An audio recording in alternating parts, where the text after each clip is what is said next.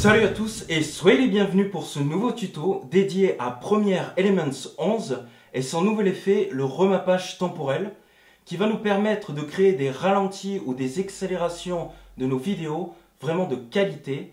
Et vous allez voir que cet effet est aussi efficace que intuitif. Voyons donc ensemble ce nouvel effet de ralenti ou d'accélération.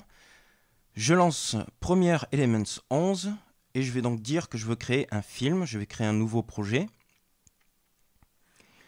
Alors pour les utilisateurs qui sont passés de la version 10 à la version 11, vous avez quand même forcément remarqué de gros changements.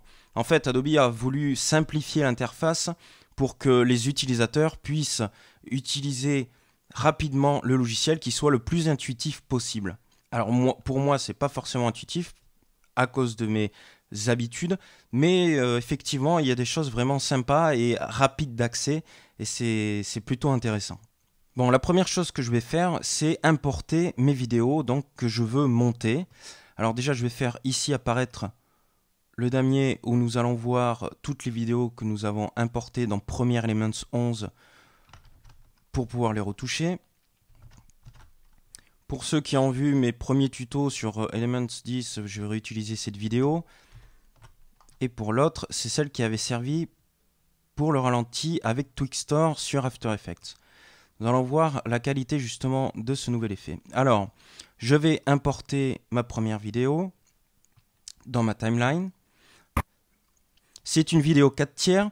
Donc ce que je vais faire, c'est que je vais changer l'échelle pour éviter d'avoir ces bandes noires sur le côté. Je vais ici tout simplement dans Effet appliqué. Ça nous ouvre une petite fenêtre et là je vais dans Mouvement, Échelle et voilà, plus de bandes noires. Ok, donc ça c'est une chose de faite. Ce que je vais commencer à faire, c'est que je vais régler à partir du moment où il nage. Donc je vais sur le côté, ça c'est pas fait exprès, Lionel.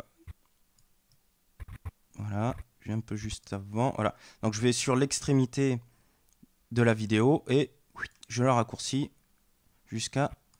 jusqu'au moment qui m'intéresse. Une petite note aussi, vous ne trouverez plus le logo du cutter pour pouvoir couper. En fait c'est parce qu'ils ont mis, alors je vais vous montrer, ici, ils ont mis ici la petite, donc le petit ciseau. Il suffit juste de cliquer ici et ça coupe. Ensuite vous sélectionnez la partie qui ne vous intéresse plus et vous supprimez. Là je vais grossir un petit peu ma timeline pour voir la vidéo entière. Donc je vais faire lecture. Voilà. Je vais réduire un petit peu et là je vais importer la vidéo qui va m'intéresser pour pouvoir faire donc mon effet de ralenti. Alors, petite note aussi, si vous vous rappelez, pour ceux qui ont vu mes premiers tutos sur Premiere Elements, si je fais clic droit sur la vidéo et que je fais rompre le lien audio et vidéo, ça va me permettre de supprimer l'audio qui ne m'intéresse pas. Pareil ici, rompre le lien audio et vidéo, et je supprime. À la place, je mettrai donc une musique. Alors, voilà l'action. C'est pas du tout la même personne. On avait deviné. Mais là, ce qui nous intéresse, c'est le ralenti. Alors,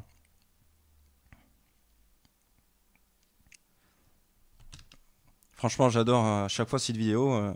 Je sais, je la mets plusieurs fois, mais en même temps, Centrix, il est plutôt énorme. Donc là, je vais vouloir appliquer le ralenti au moment où il jump jusqu'à peu près quand il atterrit. Donc pour appliquer des effets assez techniques comme le ralenti, ça va être ici maintenant dans Outils. Ça va vous ouvrir une petite liste, vous avez le mixage audio, réglage, ainsi de suite. Et quand vous allez tout en bas, vous allez avoir le remappage temporel et l'extension temporelle. Alors la différence, c'est que l'extension temporelle, je ne sais pas si vous vous rappelez, mais je vous l'avais déjà montré, c'est quand on faisait clic droit sur la bande vidéo et qu'on faisait extension temporelle, on pouvait retoucher ici par le pourcentage la vitesse de la vidéo. Le problème, c'est que c'est pas très précis, ça marche, mais c'est pas précis. Là, ce qui va nous intéresser dans la liste, c'est le remappage temporel, ce nouvel effet justement que je vous parle depuis tout à l'heure. Alors, quand vous cliquez dessus, vous allez voir qu'il y a une fenêtre dédiée qui va s'ouvrir justement pour cet effet. Alors, il y a pas mal d'options. Donc, vous allez avancer dans la vidéo ici. Et voilà, je vais dire que c'est à partir du moment où il va sauter que je vais appliquer un ralenti. Donc, je vais faire le petit plus ici pour appliquer un nouvel effet de ralenti ou d'accélération de la vidéo. Donc, je vais rallonger cet effet qui s'applique du point d'entrée jusqu'au point de sortie, c'est-à-dire à peu près ici.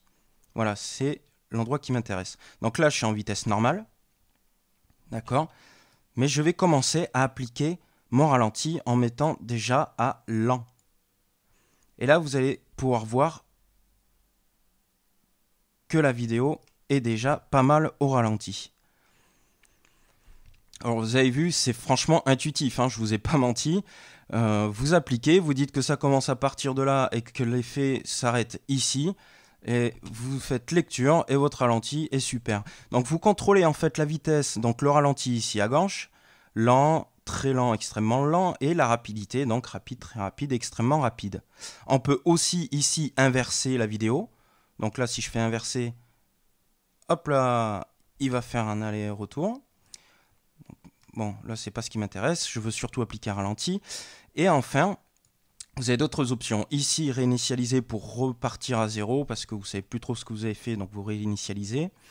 On peut supprimer le contenu audio. Ici, c'est voilà, si vous ne faites pas clic droit comme je viens de vous le montrer. Fusion d'image, c'est si vous commencez à avoir un peu trop de saccades, vous appliquez un ralenti trop important. La fusion d'image va peut-être vous aider à pouvoir arrondir les angles, on va dire, sur le manque d'image qu'il va y avoir par rapport au ralenti que vous avez appliqué. Ensuite, ajouter une zone temporelle. Donc si vous allez dans un endroit, vous le faites ici, ça vous ajoute une zone temporelle. Ou alors vous le faites directement avec le plus, comme je viens de vous le montrer. Vous pouvez donc, quand ça disparaît, c'est parce que vous êtes sur une autre zone temporelle. Vous pouvez contrôler chaque zone en cliquant en fait sur la zone qui vous intéresse. Donc vous voyez, ici, j'ai fait CTRL-Z, donc je reviens à lent. Donc si je clique sur lui, vous voyez qu'il est dans normal, parce que je ne l'ai pas encore retouché, cette zone. Mais si je reviens sur cette zone, on voit bien que je suis sur lent. Donc chaque zone peut être complètement contrôlée et peut avoir des effets complètement différents. Ralenti, accélération, inversement de l'image, et ainsi de suite. Ici, on voit le temps, la durée en fait de notre ralenti. Donc moi, je vais vouloir le ralentir encore un petit peu plus. Donc je vais le mettre entre très lent et lent, ici par exemple. Je vais faire lecture. Voilà, et vous voyez que déjà là c'est un beau ralenti.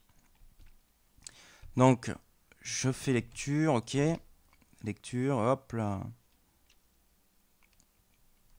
Voilà, là mon ralenti je le trouve vraiment plutôt sympa. On a vraiment le temps de voir le super jump que fait ce surfeur.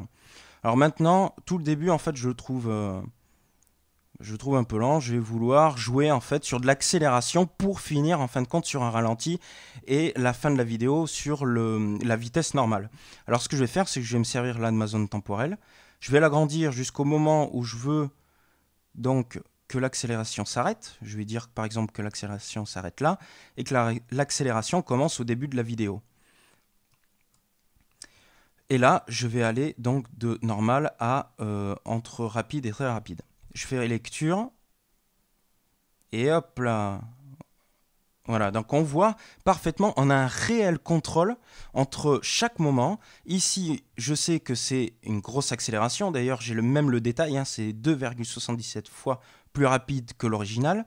Ici, j'ai rien, donc en fait, j'ai ma vitesse normale. Et là, je suis à 0,38 de la vitesse d'origine. Donc là, un ralenti. Et enfin, ici, j'ai rien, je suis de nouveau à la vitesse normale de la vidéo. Donc, une fois que j'ai fini, je vais pouvoir valider. Mais il y a une chose qui me gêne quand même encore là dans ce ralenti. Je vais vous montrer qu'ils ont encore plus peaufiné l'effet de ralenti. C'était un petit peu le truc qui me gênait d'ailleurs, ce que j'avais dit dans le tutoriel de ralenti dans la version 10 d'Elements. Là, ils ont peaufiné la chose. Quand le ralenti commence ou quand il se finit, quand on passe du moment de ralenti à la vitesse normale, c'est plutôt violent. Si je veux faire un effet progressif du moment de ralenti jusqu'à donc la vitesse normale.